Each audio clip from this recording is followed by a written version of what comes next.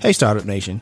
Imagine a job where you can work wherever you want, on whatever you want, from wherever you want. Hello to white sand beaches of Thailand or the comfort of your own couch. Oh, and most importantly, you're your own boss. Now, what if I told you that the dream job could become your reality? This is the life of a freelancer, and with some hard work and with the help of Hectic, it can be your life too. Hectic is an all-in-one business management software built specifically for freelancers who are just getting started or looking to take their freelance business to the next level.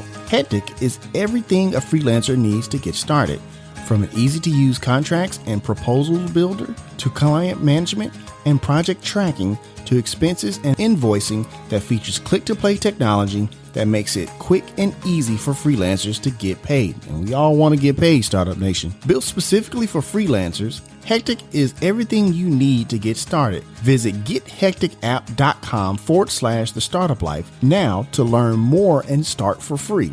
Yep. Adding your first client on the platform will always be free. And if you sign up through gethecticapp.com/the startup life, you'll be supporting me and this podcast, because who couldn't use a little support these days, Startup Nation? Visit gethecticapp.com/the startup life to find everything you need to start or grow your freelancing business today, and put those in-demand skills to good use in the way you've always dreamed of. The link is there in the show notes. It's time to be about that life, the startup life. Here's your host, Dominic Lawson. All right, Startup Nation. So I hope you're ready to receive some value today. My name is Dominic Lawson, and this is The Startup Life, the show for entrepreneurs and career-minded professionals. You know, Startup Nation, we just had the Super Bowl not too long ago. And besides, the game itself and, my favorite food, chicken wings, one of the things I always look forward to are the Super Bowl ads. And I always thought that, Startup Nation, we can always learn some great stuff from, big brands and how they present their companies and stuff like that on the, probably one of the biggest marketing stages there are, which is why we have a fantastic guest for you today on the show. He's a marketing professor at the Kellogg Business School at Northwestern. He's also a speaker, author, and consultant. He is Professor Tim Calkins. Tim, how are you, sir? I'm doing wonderfully. Thank you. No worries. No worries. I just want to say again, thank you for coming on the show. And I know you guys, for the past 17 years, which is why we wanted to bring you on the show. I thought we could really learn a lot. For the past 17 years at the Kellogg School of Business, you've been having the Kellogg Bowl, where you guys kind of analyze the ads and stuff like that. Kind of talk about the origin of that, if you don't mind, if you would, Tim. Right. So this is an event we've been doing for a long time, 17 years now. Right. And the whole gist of the event is really focused on experiential learning. And so we started the event back in the day, and we said, boy, this would be a really neat way that we could have our students apply what they're learning in the classroom and put it to use very real time. So taking all the frameworks that you learn in the classroom and using all those frameworks and ideas to evaluate all the Super Bowl advertising. And so we started up the event a long time ago now, and we found out a few things. Number one, we found out the students really enjoy being part of it, and they learn a lot, but it's good fun and it's relevant and all of that in their life. And also, though, that the rankings we come up with at the end of this are really quite good rankings, because we come up with this list of who does well and who doesn't do well, based on a business look at it. Right. Which of these ads, will work to build the business? Which of these ads will build the brand? And we come up with these really neat ratings. So we've stuck with it now for a long time, and it keeps getting bigger, and it's a lot of fun. For sure.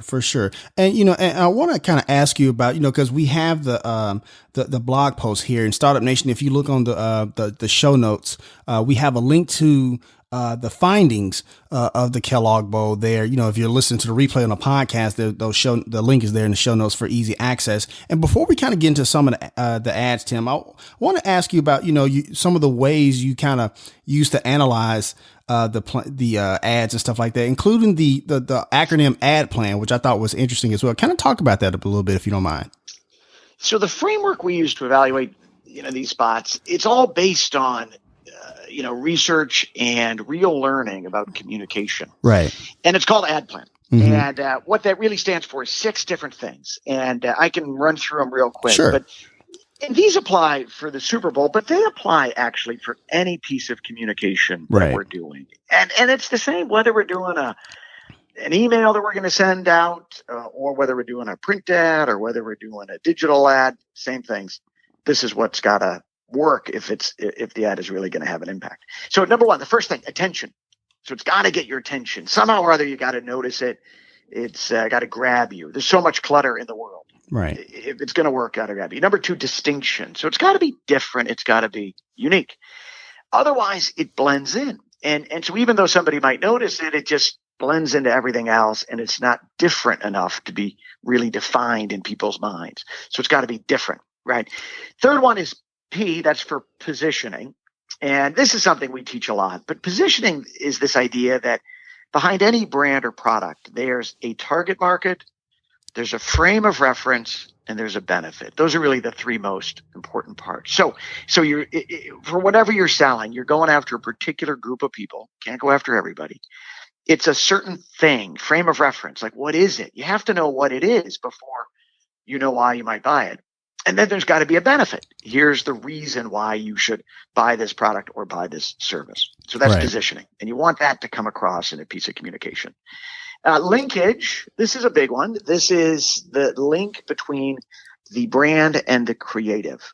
And this is one a lot of advertisers on the Super Bowl really struggle with, because they come up with these really funny ads, but they're not linked to the brand. Ideally, you want that link to be really close. Here's a good thing to watch for. If you can take a piece of advertising or communication, swap out one brand, put in another brand, and nobody would really notice, that's probably going to be a problem there, because it's just not really linked to the brand in question. Amplification, what do people remember? What will they play back? You want that to be positive, related to the brand. And then that equity, that's the end. You want that to be consistent with what we know about the brand. You don't want there to be a disconnect between what we know about the brand and what they're seeing in that commercial execution. So that's the framework we use. And you see these ads, you think about the framework, and you say, yeah, I think that one's hitting all the boxes there, or I think we've got a problem somewhere.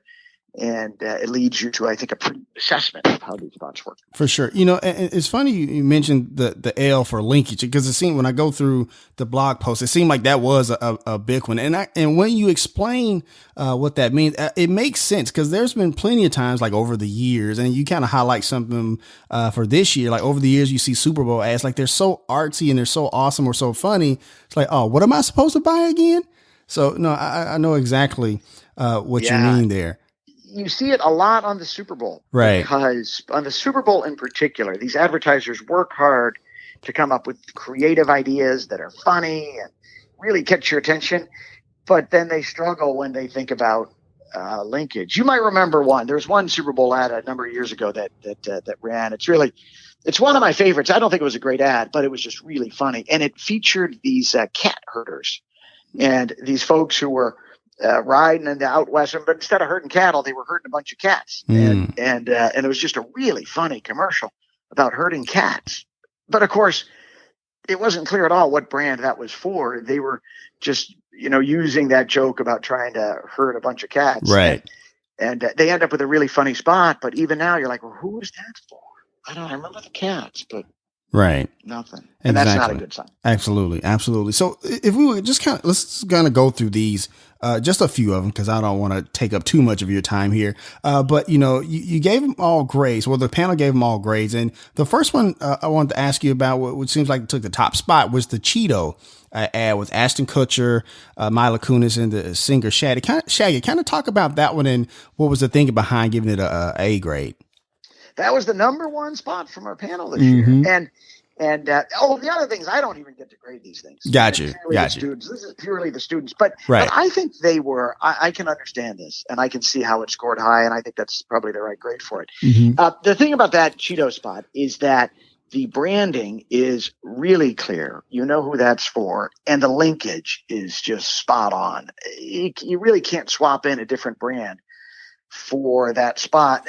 Now, some people have wonder about that spot, because what they're really focused on there is the fact that Cheetos, all that powder and that flavoring sticks to your fingers. Right.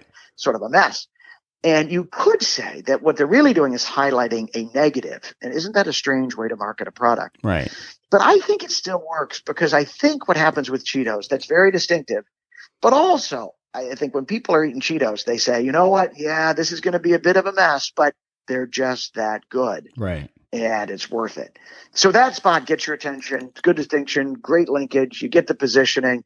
It's a really engaging piece of advertising. And I think, you could make the case for sure that was one of the top spots on the game this year. And in our poll, that was number one. For sure.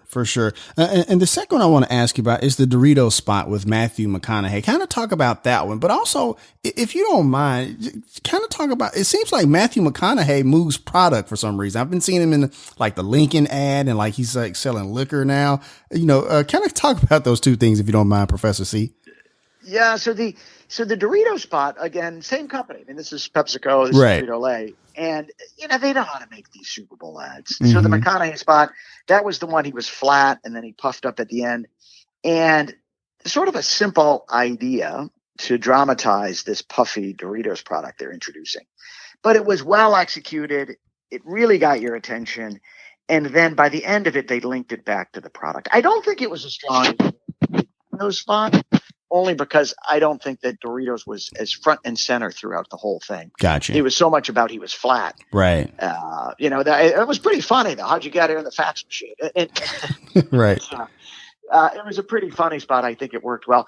As a character, I think Matthew McConaughey is he has this really appealing personality for marketers and for advertisers. Right. I think he's likable and not polarizing, but also sort of sophisticated. He's right. And so I think it's a personality that works in a lot of different places. Finding a celebrity and finding the right celebrity for your brand is a big challenge for advertisers because you've got to get somebody who's willing to do it. And then they've got to be someone who the other thing is it's got to be somebody who lives a pretty straight up life. Right. That's true. You can't be working with a celebrity who gets into trouble all the time for behavior and other things. That's not going to work. And I think that McConaughey is just one that it's just his personality, his style, I think works for a lot of brands. For sure. And like I say, it just seems like, kind of see him, in quite a few ads here lately over the past couple of years. It just seems like he works. So I want to, and Startup Nation, once again, the blog post the link is there in the show notes for easy access for you to check out all of these grades for the spots and stuff like that. I wanted to ask you about the DoorDash one, with the Sesame Street characters. I thought that was interesting as well. Kind of talk about what the panel's thinking was that one. Because I think they got a grade B, I believe. Yes, a grade B. Kind of talk about that one a little bit. Yeah. So that was that was a good spot. The use of the Sesame Street characters was creative and it got your attention and they really did celebrate and the message came across all about supporting local. That was clearly what they were trying to communicate and the brand came across, but the message, call that the positioning, that came across. And that was a spot that I think worked really well. What was interesting about that spot though, is that the strategy there of celebrating local and celebrating restaurants and local providers, all of this, same thing that Uber Eats said in their spot. And you're like, well, that's a very strange message in a way, because when people order from DoorDash or Uber Eats, they're not ordering it really to support local. I suspect they're ordering there because the food comes quickly and it's tasty, it's not too expensive, and it just works as a platform. Right. But what it tells me is that both DoorDash and Uber Eats must be very concerned about regulations, about fee caps, about local governments taking steps to limit what they can do. Because a lot of people accuse them of hurting actually local restaurants and taking big fees and things. And I think for that reason, it's striking to see them focus on supporting local. It tells you they're really worried about it. Right. And they probably should be.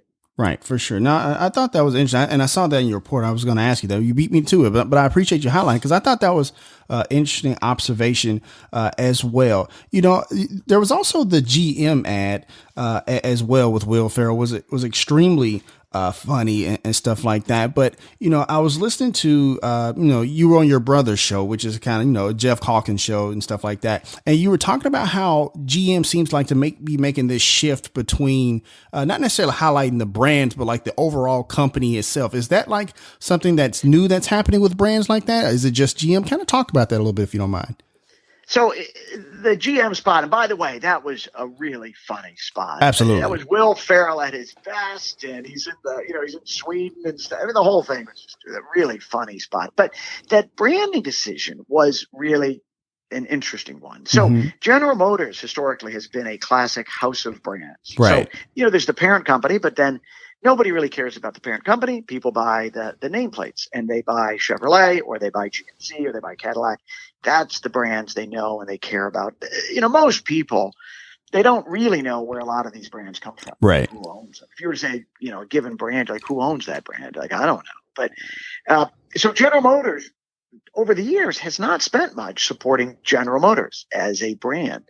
Now, though, it seems quite different, because now a couple things have happened recently. Number one, they rolled out a whole new logo, and they're trying to make the GM brand a little more stylish, a little more trendy. Right. They've also said they're really going to push into electric, and they said we're going to stop making these regular cars in the future. And I wonder if they're really going to start highlighting GM, that brand, over the nameplates. And I wouldn't be surprised if all of a sudden on some of those cars you started seeing that GM logo. Right now you go buy a Chevy and there's not a General Motors logo on that car. Right. But I bet, and maybe the way they're going to go in the future is it's going to be more General Motors and a little bit less the individual nameplates. It's just a striking branding move they're making there. So I'm curious what they're up to. For sure. No, I thought that was interesting as well, because, a lot of people, like you said, a lot of people don't know that the Chevrolet, or, I think Cadillac as well, comes from the GM brand. So it seems like definitely a big shift in branding there for sure. I wanted to ask you something about, maybe about a few of the spots that maybe didn't do so well with the panel. I think the big one that comes to my mind is the Skechers ad with Tony Romo. Kind of talk about that one a little bit. So Skechers, it just didn't work very well with our panel, and I think it was a pretty weak spot overall. It wasn't a terrible spot. I mean, right. Skechers, they ran the ad. It was all about, I guess, to the max cushioning was the point they were trying to make. That's the positioning there. I think the problem was the ad came across as a little schlocky. What's the word there? I mean, it had like this to the max on all these, any of the big sandwich to the max and the big truck and it was a little goofy. And I think people said that it just wasn't that likable as an ad. And so even though it might have gotten your attention, in the end, it just didn't come through. The amplification wasn't positive. It just didn't come through as a really strong ad. Again, I don't think it was a terrible spot. We didn't give anybody an F this year. So right. That's good news. For sure. But that was certainly not a highlight on the game this year. For sure. And my last one I want to ask you about is the WeatherTech one. Again, this one got a grade D as well. It just seemed like the message seemed a little weird to me. It seems like, I don't know, not necessarily political, but it seems like it just seemed like it came out of nowhere. Kind of talk about that one a little bit. Well, WeatherTech ran two spots, and both spots focused in on their employees, and they focused in on this idea of American made. Right. And they said, we're not bringing any manufacturing back to the U.S. because we never left in the first place. We've always been here making stuff. And they talked about the employees being so proud, and actually I found that pretty compelling. I was like, wow, I love that message, that sentiment. And the ad was well produced, and these people looked really engaging. And I'm like, I'm loving WeatherTech right now. But the problem in those spots was that they never really told you what they made. Right. So you get all excited about buying WeatherTech, and then you're like, what am I supposed to go buy anyway? And I guess it's floor liners. I guess that's their main thing. Right. But also they make dog bowls and computer things, and I don't know what they make. But there just wasn't a link to the product. Gotcha. There. So even though you feel great about the brand, the linkage is so weak in that one that it doesn't come across. If you contrast that with Chipotle, they ran an ad, and they talked about how we're making the world a better place by how we source our food. And it was actually, I thought it was a pretty funny spot. That one I think worked much better because it was well linked to the product. Right. You saw it was a burrito. You knew it was for Chipotle, fits their brand. You know what they're selling. That's a better execution of that high order idea of trying to make the world a better place. That ad also had that girl who had just one of the great lines of the Super Bowl, I thought, which was that line, are you still talking? And she said to her brother, and that was just but that was funny because, sort of that snarky girl says, yeah, we're doing this good stuff, but we don't take ourselves too seriously at the same time. For sure. And All right, Startup Nation. So we're going to go ahead and take a quick break. We got to pay some bills. Once again, my name is Dominic Lawson, and you're listening to The Startup Life.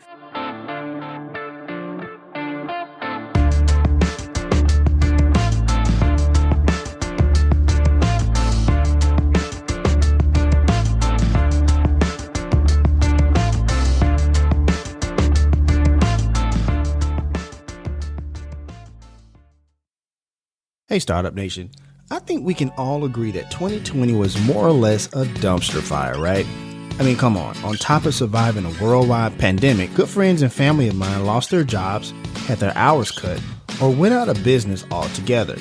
Yet many of these same people are talented creatives, web developers, photographers, graphic designers, SEO specialists, and writers with solid, marketable, in-demand skills. So I've turned them onto Hectic. Hectic is an all-in-one business management software built specifically for freelancers who are just getting started or looking to take their freelance business to the next level. Hectic is everything a freelancer needs to get started, from an easy-to-use contracts and proposal builder to client management and project tracking to expenses and invoicing that features click-to-play technology that makes it quick and easy for freelancers to get paid. And we all want to get paid, Startup Nation. Built specifically for freelancers, Hectic is everything you need to get started. Visit gethecticapp.com/the startup life now to learn more and start for free.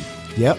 Adding your first client on the platform will always be free. And if you sign up through gethecticapp.com/the startup life, you'll be supporting me and this podcast, because who couldn't use a little support these days, Startup Nation? Visit gethecticapp.com/the startup life to find everything you need to start or grow your freelancing business today, and put those in-demand skills to good use in the way you've always dreamed of. The link is there in the show notes.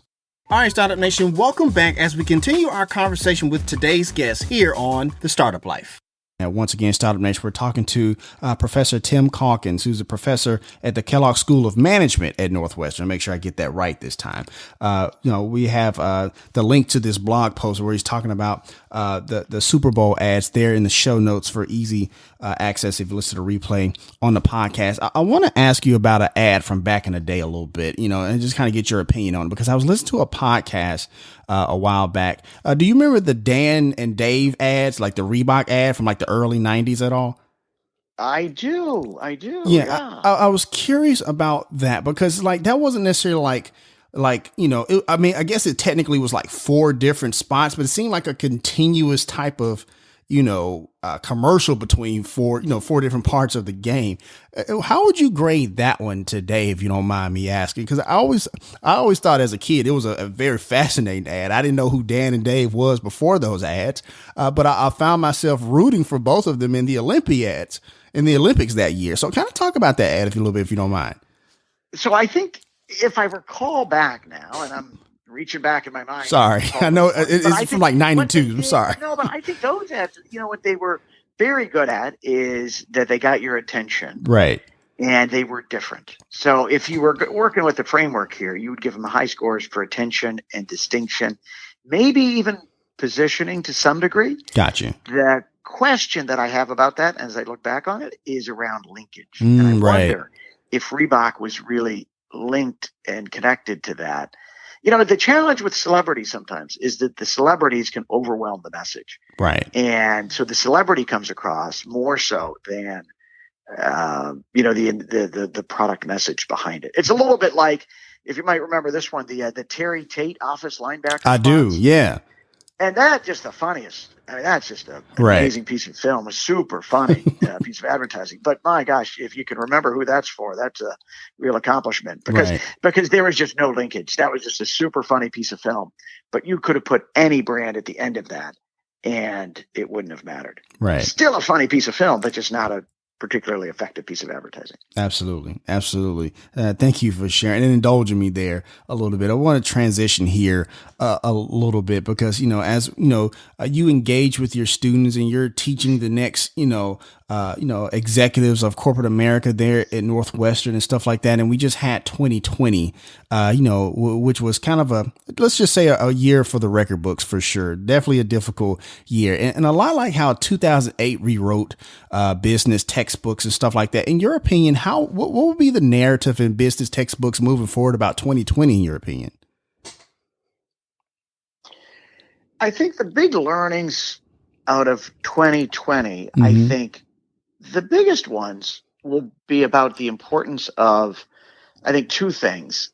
One is resilience, I think will be a theme that comes through. Right. But also, I think, the idea of planning for adversity. Gotcha. Now, resilience, certainly, because teaching people about the importance of being able to rebound and find a way through this stuff. And I think resilience really is such an important skill set and mentality. But planning for adversity, I think, is the other big learning to come through this. Because what we saw in the pandemic is that when that hit, there were a lot of companies, and even now this is the case, that really struggled in terms of supply chain. Right. So there were just so many products that were out of stock, and you couldn't get masks back in the spring. Right. And toilet paper, you couldn't find that either. And a lot of things were out. And even now there's products that are really having trouble sourcing. And I think what it really speaks to is the importance, and this, by the way, is true for individuals too, is the importance of being ready for adversity and planning for it. And, I think on supply chains, companies had gotten so focused on maximizing efficiency and reducing cost and making sure everything was just in time. But then the problem was when something goes awry, something unexpected, the whole supply chain is just shot. That's why there was no toilet paper, because they'd gotten so good at being efficient at making just the right amount of toilet paper at just the right time that when everybody started stocking up, and then all of a sudden there was just no way for them to respond. So I think one of the big things we'll see coming out of this is the importance of being ready for the unexpected. And that's a lesson that I think is a big one for companies. It's a big one for brands.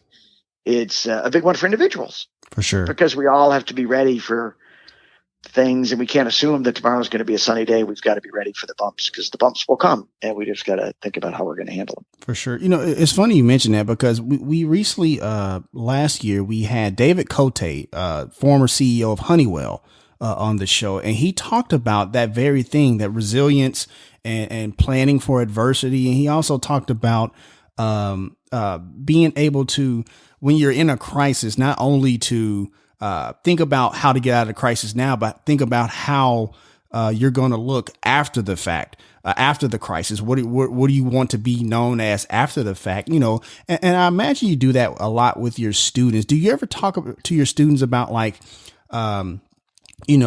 it comes to advertising and marketing, that ethics piece or the social piece? Because I know that's a lot in advertising now, where there's like a social aspect, whether it be due to, racial injustice or social injustice or whatever the case may be. Can you talk about that a little bit, Tim? Yeah, we talk about that a lot now, because one of the big things in marketing is this idea of purpose. Right. And thinking about what's the purpose of a company and what are we contributing to this world we live in. Right. And that comes from, different places, but it's certainly something we talk about a lot now in the classroom. Right. And, one of the interesting things though, is it is trickier to do that than you might think. Right. I imagine so. Well, and the question is, so one of the things I think given is that a company should have a purpose and should be making the world a better place in some way, and should be operating ethically and improving things. Where it gets more complicated is when you try to think about how much should we talk about that in right. public. Right. And I think there's two benefits to really having a sort of a deep sense of purpose. One is sort of an internal piece, which is people feel better about the company if they think the company's doing good things and if they think they're making a contribution. I think we all want to feel like we're making a contribution, Of course, to making this world a better place. And so that helps a company in terms of retaining employees and motivating employees and recruiting employees. And I think it's so important for companies. When you go and talk to people about it, then it's more complicated, because there the question is, it's hard to get anybody's attention for anything. If you get somebody's attention, the question is, what do you want to tell them? right. Do you want to tell them that, in the case of Huggies, go to Huggies, right? Do you want to tell them that we make a wonderful diaper that is perfect for infants and based on all this research and technology? Or do you want to tell them that we really believe in babies and we celebrate babies? And is it like, do you lead with your purpose or do you lead with your product? And figuring that out is really complicated. It's one of these great marketing questions: is which is going to resonate more, and when do you emphasize one versus the other? For sure. No, excuse me. No, I imagine so. It just seems like anytime you dive into that, it can definitely kind of like, it's kind of like a minefield. You just never know, and it just amazes me how. You'll think, you'll do all this research and you talk to everybody, you're like, yeah, it's a good ad, run it. Right. And then as soon as you put it out there, social media slams you for it. It's like, we didn't see that one coming. So it's just, I was just always kind of, interested in seeing that. So much. Yeah, that is so much the case these days. Right. It's one of the things about the Super Bowl. It makes these advertisers very nervous, right, because it's so easy to offend people. Absolutely. And the other thing that's hard, I think, is that it's very hard sometimes to know when you're offending people. Right. And because there's lots of things you can, there's things you can say and do and comment on, and people will find them so offensive, but you don't even know they're offensive. You're not trying to be offensive. But there's something that is out there that you're just not aware of. What it says is you just have to be very careful, and you want to do your research, and you want to talk to people as much as you can.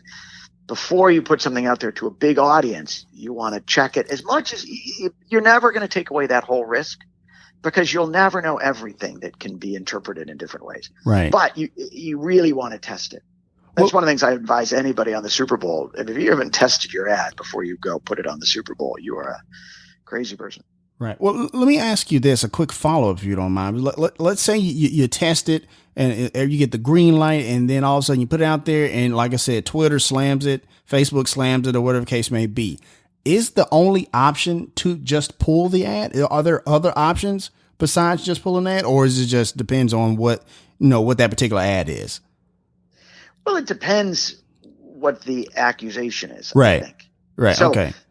Some ads, if you get, there's some topics where if you're slammed for it, you have to pull it right away. Right. Of course. So, so you've crossed offended people on I don't know, you've crossed the line in terms of behavior, right, or gender or race or mm-hmm. those kind of things. I think you would very quickly pull it off the air, apologize for what happened. And I think on those topics, that's really what you have to do. Where it's different is when people don't like your ad or they're mad at your ad, but they're mad for reasons that are not, it's open for interpretation. Exactly. For example, right. On the Super Bowl this year, Oatly went on the Super Bowl. Right. They had the CEO singing, oh wow. No, and he cannot sing very well, by the way. No. And a lot of people said that was terrible, Right. but I don't think that means you have to take that ad down. Right. I mean, yeah. It's not a problem, and you can keep running it. And if people don't like it, maybe that's okay. Got you. Yeah. I thought, yeah, you're right. He really can't sing very well, but I thought when he put the drum machine in, it sounded better when they added the drum machine, but that's just, I thought it was a cute spot. I thought it was funny. It made me more likely to try Oatly, to be honest. For sure. I thought it seemed engaging and quirky, and I like that. For sure. Once again, Startup Nation, we're actually wrapping up with Professor Tim Calkins, professor at the Kellogg School of Management there at Northwestern. And he's also the author of How to Wash a Chicken, which is a fascinating book, mastering the business presentation. So I want to ask you this, talk about the impetus for that book. And also I saw your video where you're kind of promoting the book. I got to ask you, where did you get that chicken from? So the book is all about how do we create and deliver great presentations. Mm-hmm. And where the idea for the book came from is, I teach MBA students all the time Right. up at Kellogg. But what I noticed was that a lot of the students there, so smart, so talented, so experienced, but they just didn't know how to write a presentation that would work in a business context because they've never been taught that. And it's not something you really usually take a class on in college or what have you. So I said there's a real need for this because it's such an important skill to be able to put together a really logical and compelling presentation. So that's where the idea came from. And it really is a step-by-step guide. There's a lot of public speaking guides out there. Right. And that's important. And they talk a lot about presence and what you wear and how your voice modulation and all. And that's all great stuff. But that's not actually what this book is really about. This book is about how do you assemble, develop, create a really powerful presentation. In my mind, if you write a great presentation, when you get in the room, it's going to go well. And the delivery is almost secondary. And if the presentation is good, you want to present well, and some days you do, some days you don't. But if you've written a good document and you've got what things clearly laid out, it's just going to go well. It's just you're set up for success. Title of it comes from it's a strange title, Washing a Chicken. That was the first presentation that I gave as a kid. Okay. And when it came time to shoot the video, I was like, I really need a chicken, for the video. And it turns out there's an elementary school here in Chicago, one of the public schools, and they have a bunch of chickens. So I knew the person who took care of all the chickens at the school. I'm like, I think I could stop by one day and to shoot a video with one of your chickens. And she was thrilled and very helpful, and it was just really fun to do. And so I've got a whole series of these chicken videos out on the website. I hear that.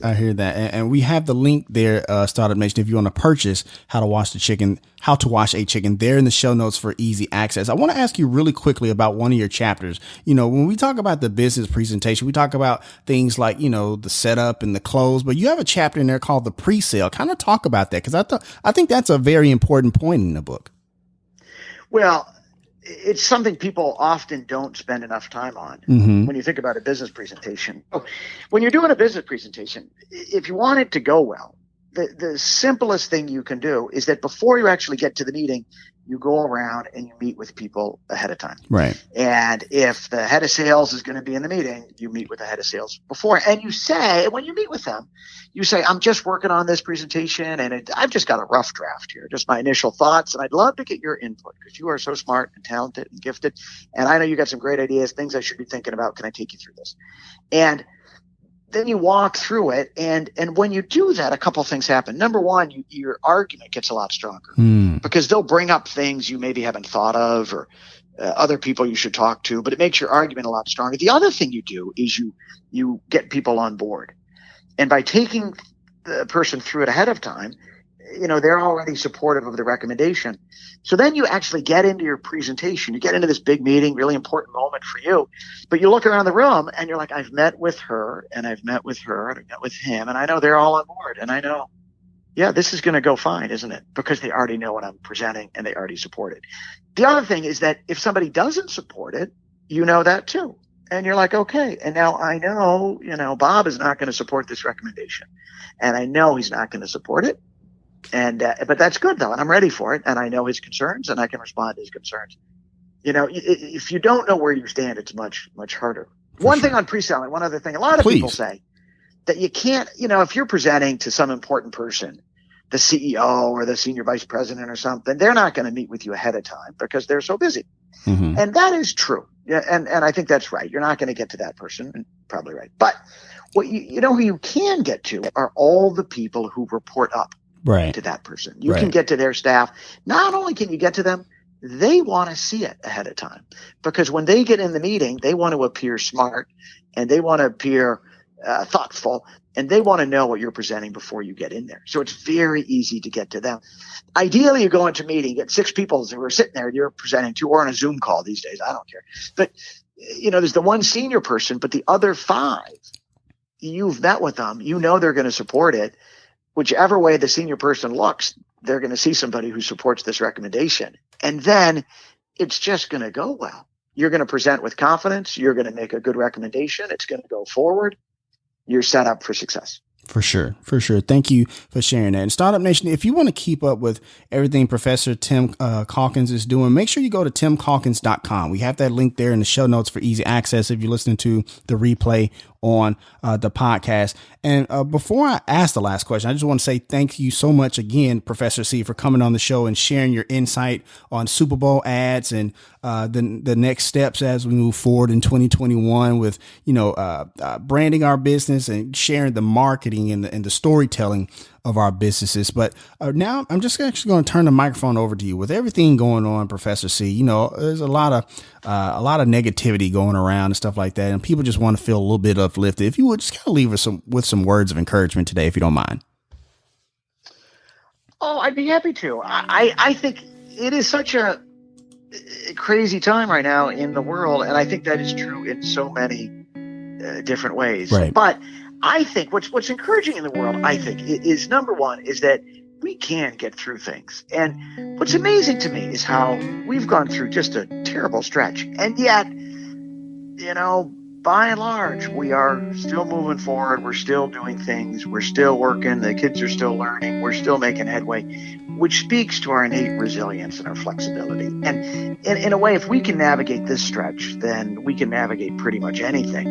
And you almost walk away from all of this with a sense of, if I can handle that, I can handle the next thing. The other piece, I think, is that all of this craziness this year has, in a way, focused our minds.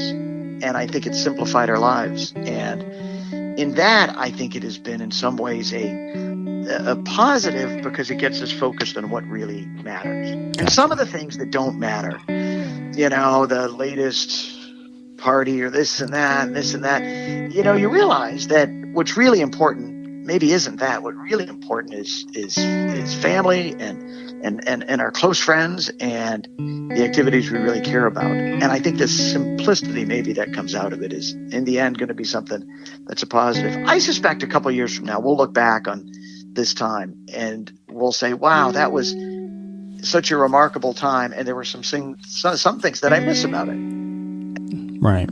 Seeing more of the family, seeing more of the kids, and being a little more focused and present. And I think maybe all of that is something that we'll hope to continue and hang on to even as we come out of all of this. For sure. Awesome stuff. And that's going to wrap up this session of The Startup Life. We want to once again thank Professor Tim Calkins from the Kellogg School of Management there at Northwestern. Thank you so much, good sir.